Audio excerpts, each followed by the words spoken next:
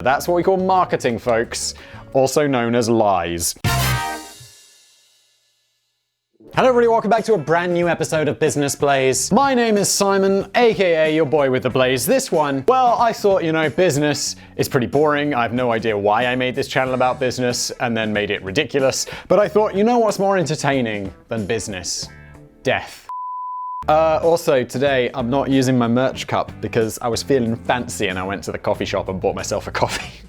La-di-da. 3 words for you. Treat yourself. I still bulk at the price of coffee at a coffee shop. That's £3. Or like, what, the equivalent of $4? I'm like, this is $4? Why? Oh, it's another busy and productive morning on the top floor of cushy number towers in London. The plush working environment, boasting its own sky garden and rooftop swimming pool, and free beer dispensing machines, hosts office space for those lucky people with the most undemanding jobs in the world. Yeah, if you're new here, what happens is Danny writes as a script, I read it, Sam adds some memes.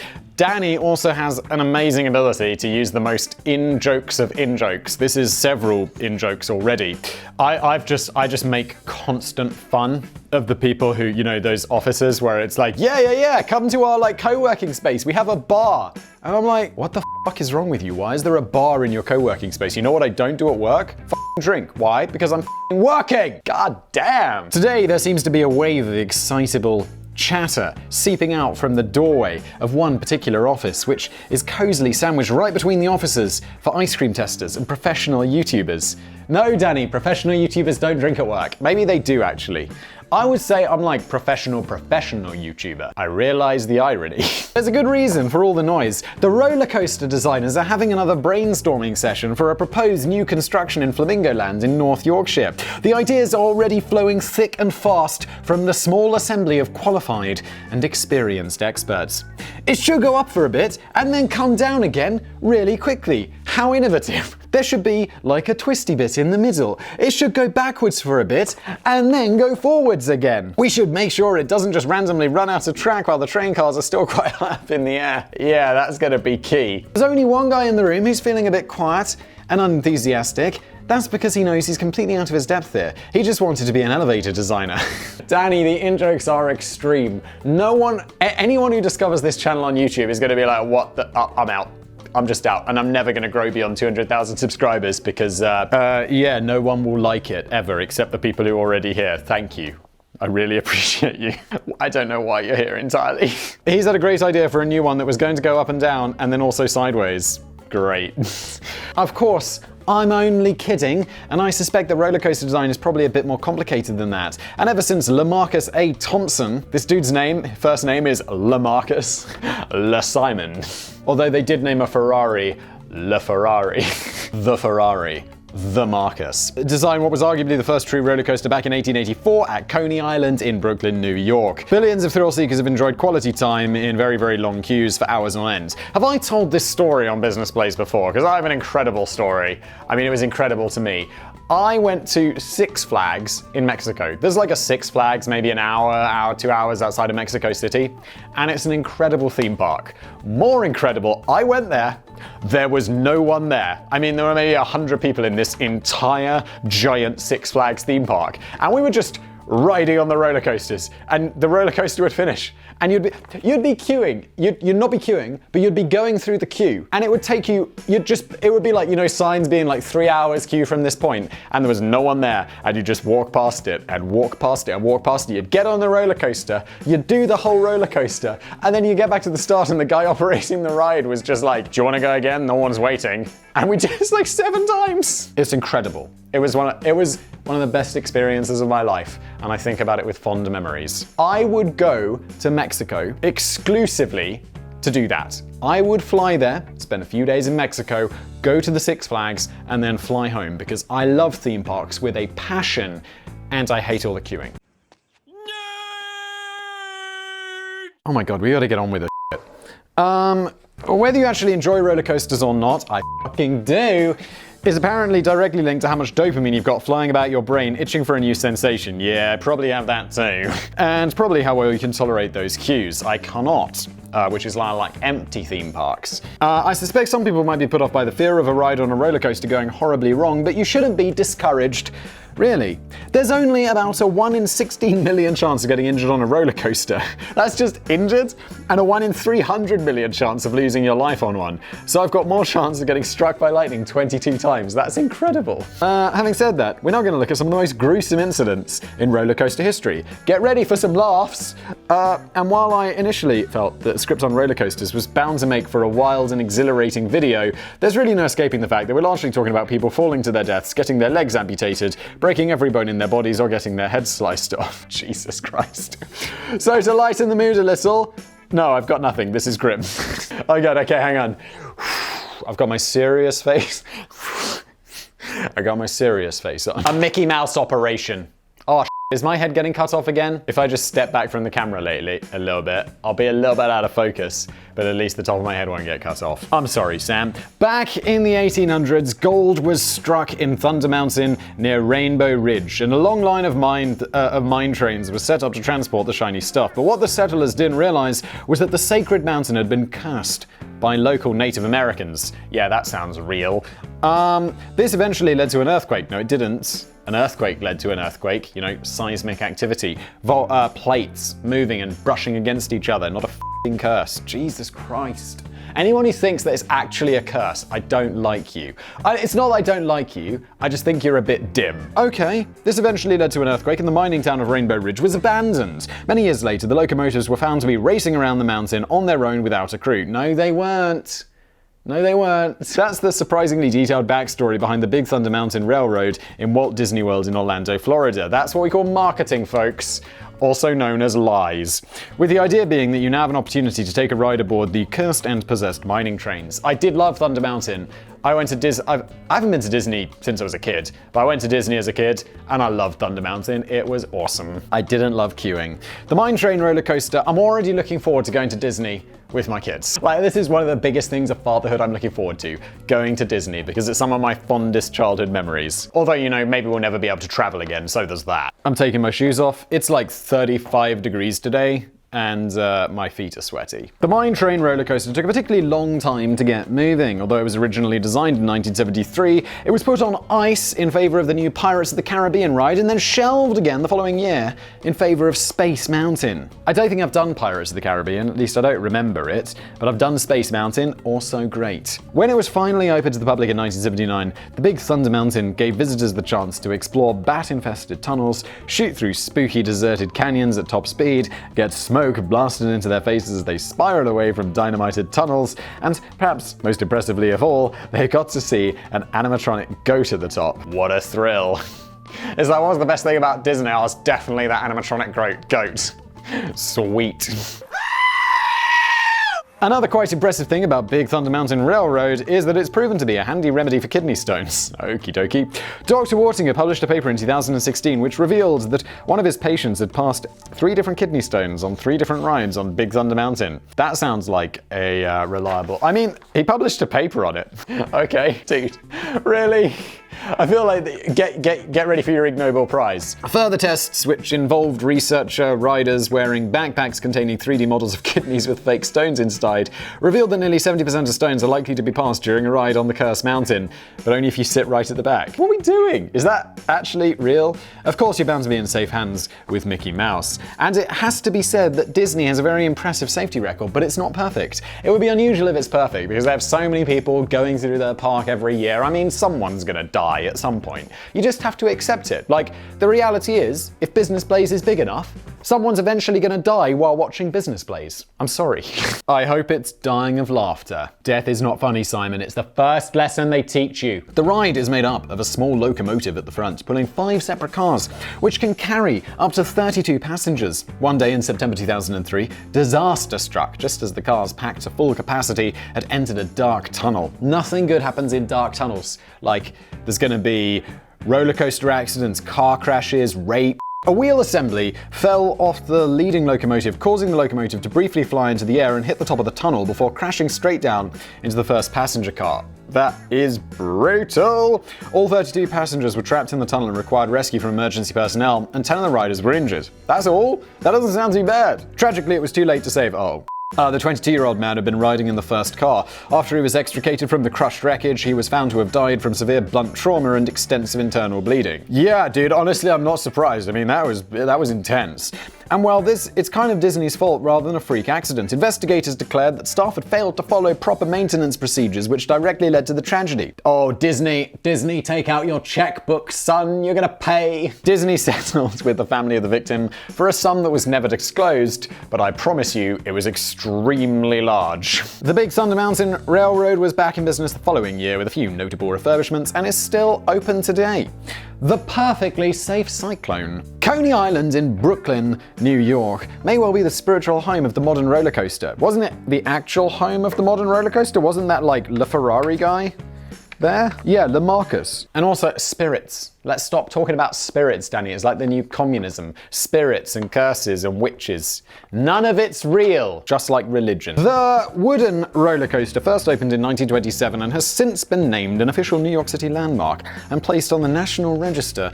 Smash the dislike button and purchase the merch. ETA? Oh. I think I put him down here because I was actually doing one of my channels where I act like a professional. You can go to purchathemerch.co and definitely purchase the merch. Not just because it was the birthplace of the first true roller coaster back in 1884, but also because Luna Park in Coney Island is still home to one of the most famous and iconic roller coasters in history, the Coney Island Cyclone. The wooden roller coaster first opened in 1927 and has since been named an official New York City landmark and placed on the National Register of Historic Places. Back in the early days, they used to employ a midget, who would help you disembark from the ride at the very end and then zap you with an electric paddle as a final shocking surprise. But this seemed to fall out of trend during the 1950s. I'm not surprised. That seems inappropriate in more ways than one. The Cyclone certainly attracted rave reviews though, most notably from celebrity American aviator Charles Lindbergh, who described the experience as greater than flying an airplane at top speed. Alright Charles, steady on. And while Big Thunder Mountain Railroad may be handy for passing kidney stones, the Cyclone can apparently help to cure mutism. Oh, being mute, like the inability to speak. That sounds like a lie. A mute coal miner who hadn't spoken a word for over 5 years took a ride on the Cyclone in 1948 and found to his surprise that he could speak again at the end of the journey. His famous first words after 5 years would bring a tear to the eye of anyone with a heart. I feel sick. However, the long history of the Cyclone has also witnessed darker days, which interestingly all seem to be relatively recent. Probably because it's really old. In 1985, relatively recent. 35 years ago. A 29-year-old man was killed when he stood up during the ride. Don't stand up. Don't stand up. That's not their fault. This isn't the roller coaster's fault. Don't fucking stand up. He hit his head on one of the crossbeams. A few years later, in 1988, a maintenance worker took a quiet solo trip on the ride during what turned out to be his last ever lunch break. Again, the problem here seemed to stem from the fact that he decided to stand up as the ride was making a fast descent down the first hill, and he toppled over the safety bar, landing on a crossbeam, which killed him instantly.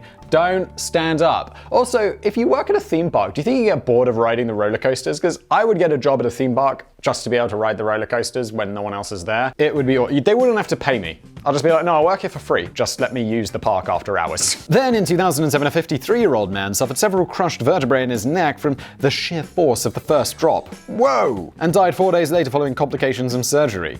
Okay, well his neck is weak as shit because obviously loads of other people are riding this and it's not like the roller coaster rolls in after doing one loop and there's like 15 dead people or with shattered vertebrae or whatever just sitting in the car being like, ah! It's just this one dude. That's the closest that the Cyclone ever got to copping the blame was during a Brooklyn Supreme Court lawsuit in 2008 in which a passenger received a big payday despite being found partly at fault. Yeah, but if you're partly at fault and they're more partly at fault, then you're gonna get something, a little something. Paul No One, is that really his last name? Sorry, Paula No One. I guess it's pronounced noon, but it's also like no one. I'm going to call her No One. Paula No One claimed that the lack of head support or neck support on the Cyclone led to her suffering serious and severe permanent injuries and as she was propelled back and forth during the ride. The thing is, Paula had suffered from a sprained neck a few years earlier, and a sign on the ride clearly indicated that you shouldn't jump on board if you have a dodgy neck. Paula's point was that the sign stated you shouldn't ride if you have a bad neck rather than if you've had a bad neck in off, Paula, a bad neck in the past. That is the frivolous lawsuit, Paula. Don't do it. But still, she was awarded $1.5 million. Why? But this was cut to $600,000 when the jury found her 60% responsible for her injuries. I mean, still, that's way too much. That's still a pretty big payout for the operators at Luna Park, who I suspect changed the sign with a big marker pen very shortly afterwards. You can bet they did. Is it a bird? Is it a plane? No! What is it, Danny? Spare a thought for the US soldier who didn't seem to be blessed with the best luck in the world. James Heckerman was a 29-year-old Iraq War veteran who tragically lost both his legs to a roadside bomb in 2008 while serving as an army sergeant. In 2011, the double amputee visited the Darien Lake theme park in New York with his family and decided to take a ride on a steel roller coaster themed around Superman.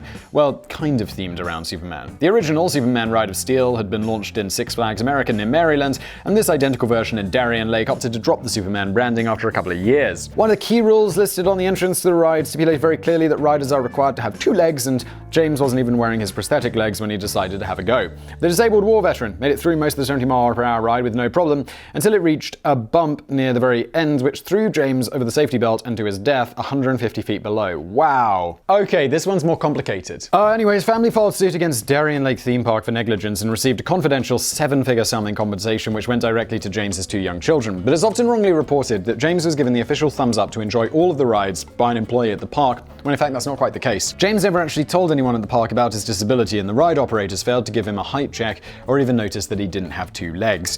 I'm not convinced that discreetly getting on board a roller coaster would have been near the top of my to-do list if I didn't have legs, but I suspect the ride operator didn't work there anymore or got moved to the hook attack. Oh, Danny, the jokes. I don't know how appropriate it is right there. Oh, you shouldn't make fun of death, Simon. Lesson number 1. Always read the signs. Sticking, didn't we already learn this? Sticking very briefly with the subject of death at the hands of a DC Comics superhero, here's a stark warning on why you should pay attention to the warning signs. In the case of a roller coaster at the Six Flags over Georgia theme park called Batman the Ride, it wasn't actually the ride itself that caused 2 separate incidents. It was the people pissing about in places they should never have been. In 2002, a 58-year-old foreman had decided to take a little wander onto a locked no-access area for some reason that we may never know. Oh, he's going to be dead, isn't he? The area was restricted for a fairly good reason, as it was directly underneath the track of an active roller coaster. When it inevitably came speeding along above him, he was struck in the head and killed by the dangling legs of a 14-year-old girl enjoying the ride. Holy shit, that's gonna be traumatic. The girl was briefly hospitalized with leg injuries caused by smacking them into a bloke's head at high speed. Yeah, the head is heavy, man. It's like hitting a rock that contains a brain that if you hit it at high speed, it's gonna die. Anyway, later in 2018, a 17-year-old member of a visiting church group pulled a similar trick when he ignored the warning signs and decided to scale 2 6-foot security fences to get inside a restricted area. His friends claimed at the time that he was trying to retrieve his lost hat, but the police later declared that he was just trying to take the shortest possible route to Batman the Ride. Go around. There's 2 6-foot fences for a reason. Also, 6 feet isn't that high. I'm 5'11". I mean, that's not that high. But don't climb over the fences at a theme park, you genius. He got his wish when he was suddenly struck by the ride at 50 miles per hour and was decapitated. Naturally, neither the operators nor the ride were remotely to blame for these incidents, as the no-go areas were positively heaving with warning signs. The operators have a duty to erect clear and conspicuous warning signs whenever required, otherwise heads will roll. Ba-da-bum-bum. God, someone is inappropriate. We're talking about a child getting decapitated. Ba-da-bum-bum.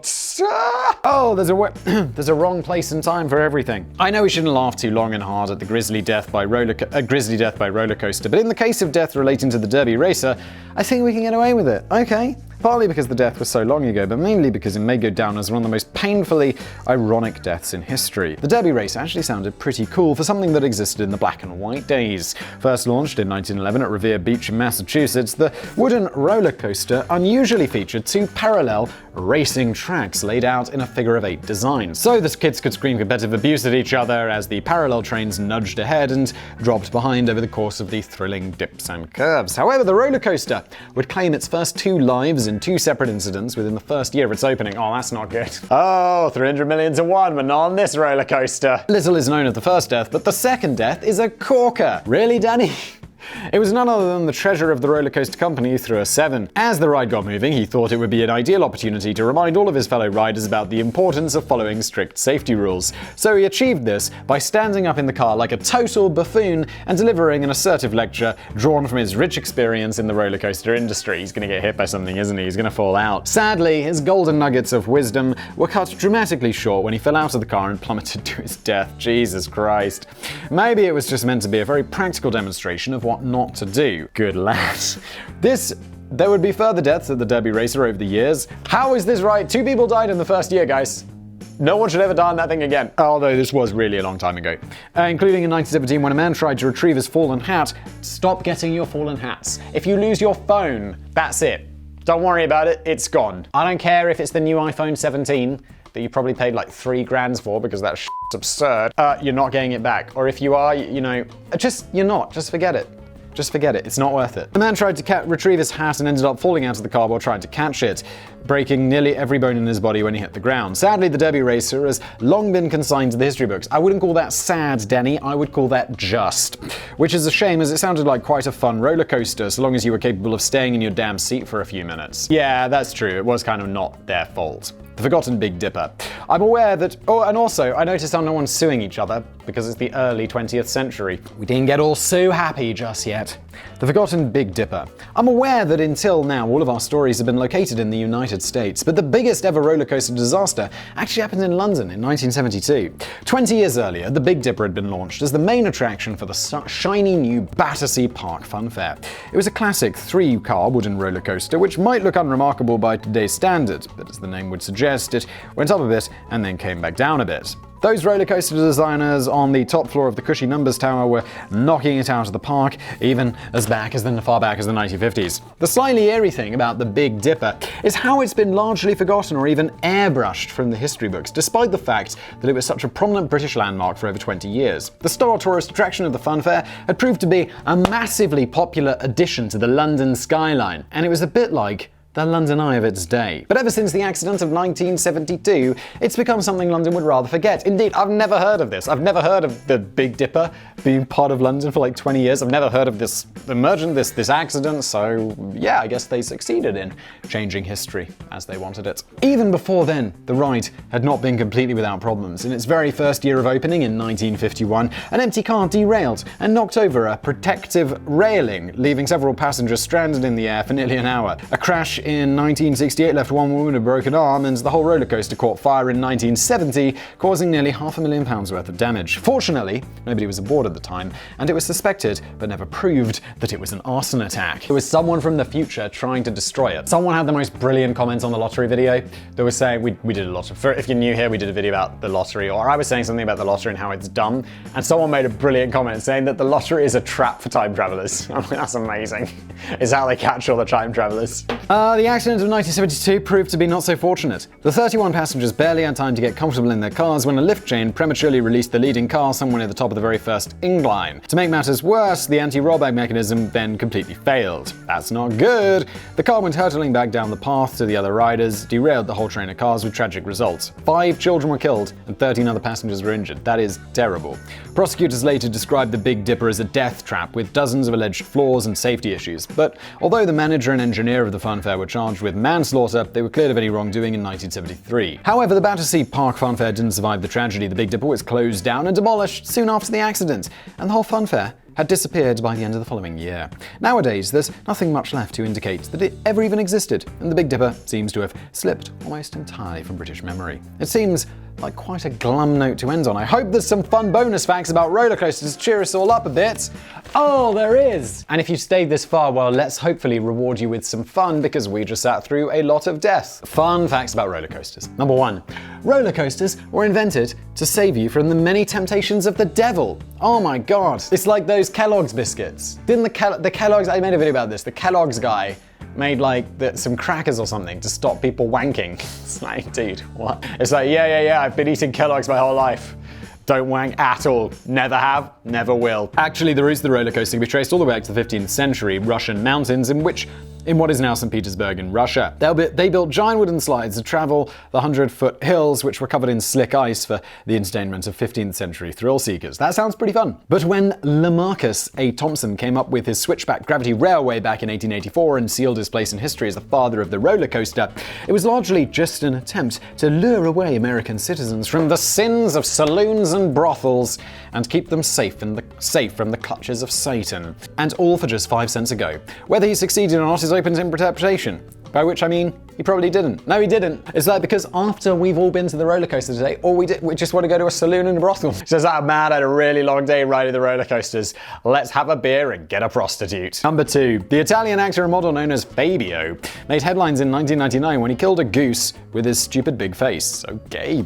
I've never heard of him, me neither Danny, but this alleged superstar celebrity was meant to be taking a highly publicized inaugural ride on the Apollo's Chariot roller coaster at Busch Gardens, Williamsburg in Virginia. What is an Italian actor doing on the inaugural ride of a roller coaster in Virginia? What is going on? Video footage shows him happily getting on board the roller coaster with a bunch of teenage girl fans, but it also shows that when he came back down, his face was splattered with blood. This kind of soured the celebrations a bit. It turns out that as Apollo's Chariot had climbed the peak of the hill, a goose had rather carelessly smacked right into his face and died.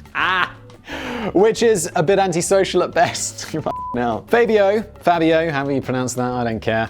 He's obviously not famous enough for me to know the pronunciation of his name, was quite grumpy about this afterwards and publicly criticized the safety of roller coasters in a TV interview after his face had healed up a bit. He'd be like, "But this is my money maker." I cannot live with my conscience knowing that the ride is still running. And maybe, a person or even a child can be killed. Number 3. One of the most famous and acclaimed roller coaster designers of all times was an American guy called Ron Toomer. His credentials include designing the industry's first tubular tracks, inverted helix-shaped corkscrews, and suspended coasters where the car hangs a bit like a swing. That sounds fun. The weird thing is that he suffered really bad with motion sickness and rarely rode any of the classic coasters that he designed in fear of rampant vomiting. I have to say, I get a little bit motion sick, and after riding that roller coaster 7 times at Six Flags, I was feeling pretty rough. This has been Business Blaze. I have been your boy with the Blaze. Thank you for watching. If you'd like to smash the dislike button and then go to purchasethemerch.co and purchase a shirt which says you smashed the dislike button, this is one of many designs. There's also the allegedly mug, which I'm not using today, and a whole bunch of other stuff. Purchasethemerch.co, and thank you for watching.